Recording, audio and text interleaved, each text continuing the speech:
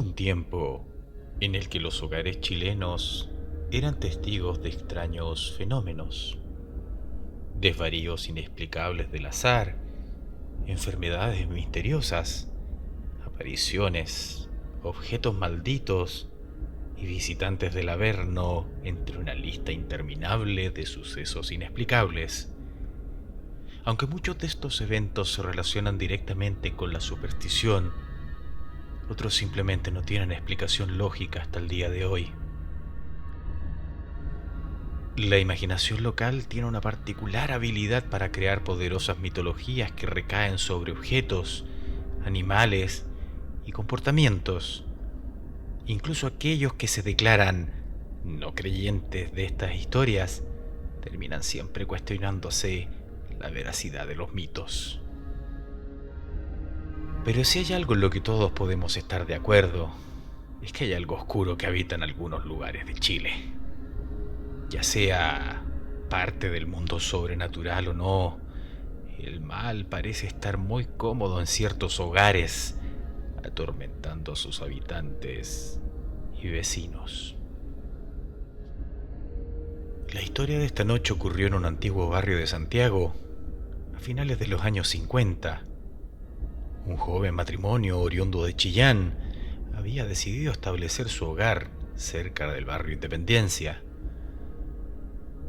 Daniel, el padre de familia, quien había encontrado un buen trabajo cerca de la estación Mapocho, y su joven esposa Marcela, quien hace poco había dado a luz, habían decidido probar suerte junto al recién nacido en la pujante capital de aquellos años. Y aunque la suerte parecía sonreírles, el azar por sí solo también es un puente hacia la ruina. Pasaron unos meses desde su asentamiento en la gran ciudad y la vida avanzaba sin mayor novedad. Sin embargo, un extraño suceso ocurrió una fría noche de julio. Daniel se levantó de la cama cerca de medianoche y, como si fuese guiado por una mano invisible, caminó hacia la ventana que daba hacia la calle. Corrió la cortina solo para mirar a través de ella la hermosa pero gélida noche santiaguina. En la oscuridad, de pronto, una mirada humana se cruzó con la suya. Daniel se sorprendió, pero luego pudo darse cuenta que eran sus vecinos, a quienes nunca antes había visto. Ellos, por alguna razón, estaban en medio de la calle en absoluto silencio. Sacaban maletas desde la casa, algunos canastos con ropa. ¿Se irían de viaje a mitad de la noche? La curiosa imagen le llamó la atención, pero no le dio más vueltas al asunto. Daniel pensaba que ya era tarde, así que volvió a la cama para tratar de volver a dormir.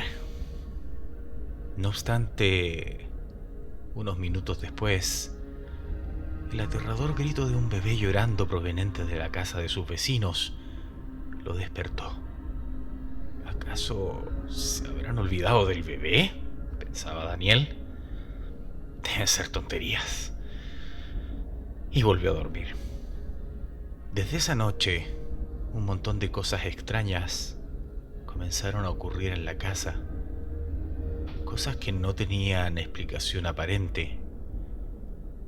La primera semana, la comida se echaba a perder con una rapidez inexplicable. Todo, la carne, los huevos se podrían, la verdura, todo sin ningún tipo de explicación. Pero lo más terrible comenzó en la segunda semana, ya que su mujer se enfermó con una tos horrible que apenas la dejaba respirar.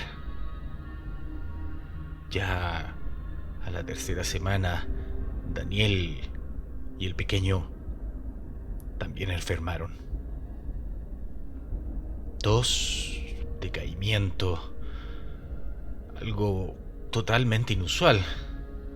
Tuvieron que visitar varias veces el Hospital Salvador, pero ningún médico pudo dar respuesta a los extraños síntomas que presentaban. solo se limitaron a culpar al contaminado aire de la capital por los problemas de salud de la familia, que iba empeorando con los días. Y todos estos extraños sucesos que estaban ocurriendo en la casa eran coronados con el llanto del bebé durante la noche, al menos 2 o 3 días a la semana. Un llanto tortuoso que no los dejaba dormir. La vida del joven matrimonio se volvió una pesadilla.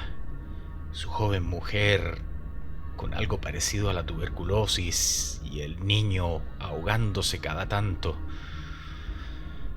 Todo era terrible. Una nube negra flotaba sobre el hogar de Daniel. Hasta que un día el joven padre de familia ya no dio más. Aburrido del llanto del bebé de la casa de sus vecinos, se levantó enfurecido en medio de la noche y fue a la casa del lado para encarar a la irresponsable familia que tenía ese bebé llorando casi todas las noches en el último tiempo. ¡Qué gente tan irresponsable!, pensaba Daniel. ¡Qué gente que ni siquiera se preocupa por sus vecinos! Yo enfermo y tener que tolerar esto. Daniel golpeó desesperado la puerta, pero nadie salió. Golpeó y golpeó. Tenían que haber pasado por lo menos unos 5 minutos. Sin embargo, en la casa de sus vecinos no había luz ni ningún tipo de respuesta. Solo cada tanto el llanto del bebé que retumbaba en sus oídos. Daniel seguía preguntándose para sí mismo si tal vez su idea de que habían abandonado al niño en el momento en que los vio salir de vacaciones era real. Y mientras se perdía en esos pensamientos, la vecina del frente abrió la ventana que daba hacia la calle y le dijo algo que le heló la sangre. Vecino, ahí ya no vive nadie. ¿A quién está buscando a estas horas? Daniel, sorprendido, le respondió, ¿cómo que no? ¿Y qué es esa guagua que llora todas las noches? Cuando Daniel dijo eso, el rostro de la mujer se desfiguró en un gesto de terror absoluto. La mujer se tapó la boca desapareciendo de la ventana para ir rápidamente a abrir la puerta de su casa, cruzar la calle palmatoria en mano para coger del brazo a Daniel y llevarlo a su casa. La mujer le dijo: «Su hijo, su mujer, ¿dónde están?». Daniel, visiblemente sorprendido y ahogado en tos, no supo qué responder. La mujer lo cogió del brazo y lo llevó de vuelta a su casa en absoluto silencio. «Cállese, cállese. No haga ni un solo ruido». Palmatoria en mano, entraron por la puerta principal, rumbo al dormitorio donde su mujer dormía con su hijo pequeño. Y de pronto, a lo lejos, se volvió a escuchar el llanto del bebé. La mujer miró a Daniel y le preguntó: «¿Lo escucha? ¿Lo escucha? Ahora cállese. Cállese porque vamos a llegar al dormitorio. Cállese». Al llegar al dormitorio, iluminado tenuemente por la luz de la palmatoria, las tinieblas revelaron una imagen horrorosa. Sobre Marcela, la mujer de Daniel, que dormía profundamente con el pequeño en brazos, una horripilante criatura, una rata emplumada, lamía su saliva y cada tanto gritaba como una guagua, como un bebé. La criatura, al verse revelada, corrió rápidamente para esconderse en una de las murallas de la casa, desapareciendo casi como por arte de magia. Daniel, aterrorizado, despertó a su mujer y al pequeño hijo, quienes estaban ahogados, atontados como bajo un hechizo, tratando de entender qué es lo que había ocurrido.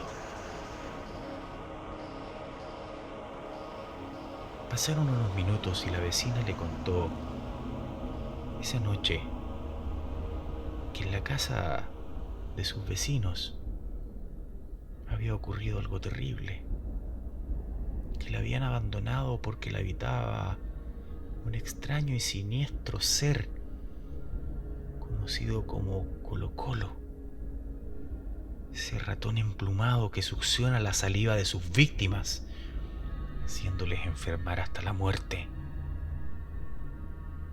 La horripilante criatura que nace de un supuesto huevo puesto por un gallo eclosiona para convertirse primero en una serpiente pequeña y luego en lo que parece ser un ratón. Muchos de los vecinos quienes escucharon esta historia asumieron que tal criatura no era más que uno de los enormes ratones que en aquellos años invadían sin ningún reparo los hogares santiaguinos. Y así como sus vecinos, Daniel tuvo que abandonar su hogar la noche siguiente, en absoluto silencio y solamente con lo puesto. El llanto del siniestro animal aún se escucha por las noches en el sector.